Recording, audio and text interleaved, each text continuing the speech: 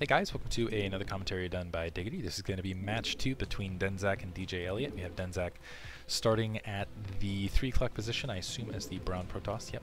And this is now going to be on Heartbreak Ridge, 9 o'clock position. Of course, we have DJ Elliott as the teal Zerg. This is a much more difficult map for Protoss players, I think, because, I mean, just Zergling pressure early, this backdoor little ramp thing you can doing with the mine, come on, get there, there it is, with the mineral field that you can mine out right there. Once you mine that out and you have Hydralisks flooding in from the north, it can be extremely difficult. 2-player map, so not as much opportunity for shenanigans. I actually feel like it's a pretty good cheese map for Protoss players, and it's one of those maps, if you're in one of these situations, you might actually want to consider cheesing on. And as I say that, looks like we are going to see Denzak send out a fairly early probe. Let's see if this is actually for a fast expansion. I was kind of hoping he was going to wander out and I'd be like, wow, I'm so smart, look at him going and cheesing. Looks like he's going to set up a fast expansion, but this is going to be extremely vulnerable to Zergling run-bys, Zergling all-ins, Hydralisk, 2-hatch Hydralisk, other things like that.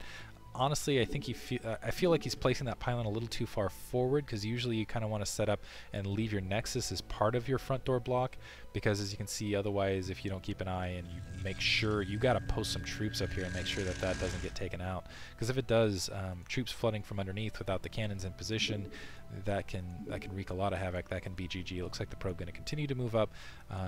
Usually you want to open up with a 12 pool or a 9 pool on this map, because you don't, well, first of all, the early pressure I think is absolutely awesome. It's really nice to put your opponent in the dark, keep him off balance. Looks like we are just going to see a standard scout and a drone kind of hiding and trying to avoid that probe in the meantime. It actually looks like it is a 12 hatch and going to be able, that was nice actually, sneaking that probe around through. You can see Denzak, I think, pulling around that probe. He realized, oh shoot, no spawning pool, and I missed the opportunity to block. But it looks like DJ Elliott just wants to stick to that standard economic game. Let's see if he goes for a similar build to game 1. And if he can keep up kind of in the macro arena this time. So it looks like that drone now going to come up and it's going to try to do, this is actually the nice reverse situation when you get that drone out a little bit earlier, is you can actually do the exact same thing that Protoss can do to you, a little bit of a revenge factor, and delay that Nexus. Unfortunately, not 400 resources out just yet, and it looks like that, oh man, that drone actually already taking a significant amount of damage, but let's see if it can stick in there and keep this expansion from going out for, if it gets past 100 for even just a couple seconds, I feel like it'll, it would have been worth it, but instead coming in a little bit later. But good thought, wasn't able to execute purely there, but there's that spawning pool to follow up. And I'm curious what we'll see out of these 2 players, whether we're going, really, it looks like from game 1, what I'm going to say is I liked the build advantage that DJ Elliott kind of executed. I felt like he had a pretty solid build, and I feel like he adjusted very well to the 2 Stargates. I liked the persistent scouting that he showed, but Denzak overall just seemed to have better macro overall, and that's really Starcraft 1 a strong macro game. Looks like we're seeing a 3rd hatchery already to the 6 o'clock position, sorry, the 8 o'clock position. And what this means is, for DJ Elliott, he's going to have to maintain map control in the mid-game, which leads me to believe he is, in fact, going to be trying to go for that 5-hatch Hydra build once again. And he's really going to have to dominate off it. Let's see if we see kind of the 2-base quick zealot press, because really speed zealots on this map, especially running into the 6 o'clock position, can really devastate this attack, especially if you get like those, because coming up this ramp, coming up with speed, you can really get some nice rounds, especially when Hydra's coming into the dark area. If you even leave some trailing troops, some things like that, you can really do a lot of damage just because the distances from the main, kind of spread those troops out, send zealots absolutely everywhere, create a lot of havoc. Looks like we're now seeing the probes transfer towards that natural expansion first gateway, and yeah, we'll have to see down the line. And what are you, a little bit late on the gas, and a transfer, and actually never mind, early evolution chamber.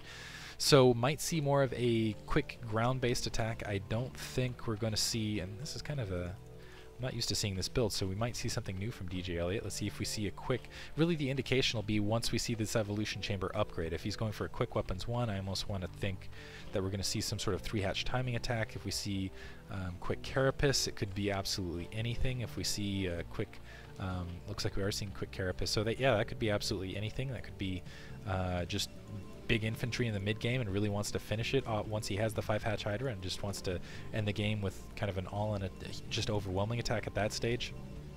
Maybe cover himself in that regard. Maybe just worried about excuse me, Dark Templar once again, and wants to make sure he has that Carapace upgrade so he doesn't have to deal with Dark Templar hitting his main. Could be a number of factors. That's really, but that early evolution chamber really leads me to believe that he's going to be going for an attack sooner rather than later. Now going for that layer, and he is pretty well saturated, and he's actually already got 2 drones mining for him at the 8 o'clock position as well. Still no probe scouting here.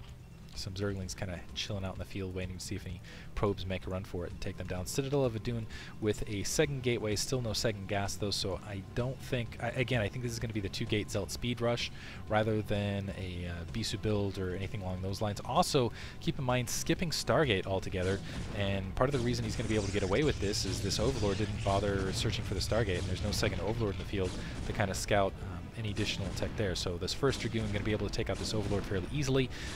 Really, DJ Elliott in a bad position where he didn't get to see that next tier tech. That's going to make that Citadel even more powerful as kind of a tech object that you see that speed upgrade. And honestly, I think with just looking at the way the flat timing's going, this is usually something that's built, and we are seeing a 4th hatchery. This is usually something that you use to directly deal with the 5-hatch Hydra sort of build. And let's see if there's that Carapace. Seeing quick lurkers, interesting enough. And honestly, I think this is going to come out a little bit too late. I think you're still going to see, you might see some Hydralisks morphing too. I'm trying to do the time numbers in my head, having not played or seen StarCraft played in a while. Mostly been sticking to StarCraft 2.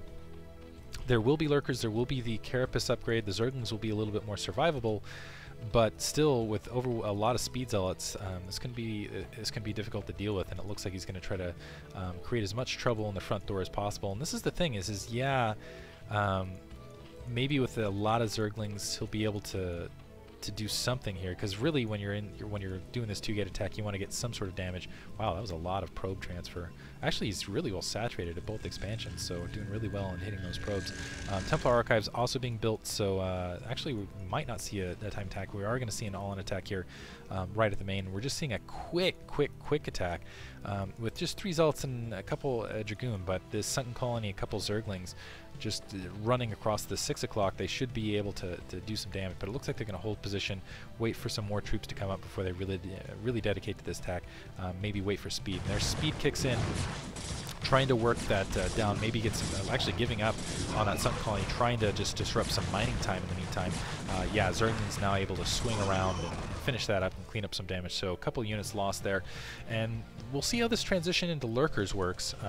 Looks like the rest of the drone's able to run. I like opening up that mineral patch to be able to provide a little bit more kind of movement, and it looks like Overlord's speed also getting developed very, very rapidly. But this is actually going to be a really, really strong position for DJ Elliott. A couple idle probes here. Still no second gas critically, so it's going to be a mostly Zealot-heavy army. It looks like some High Templar, just a couple High Templar as well. But with those lurkers, it's going to be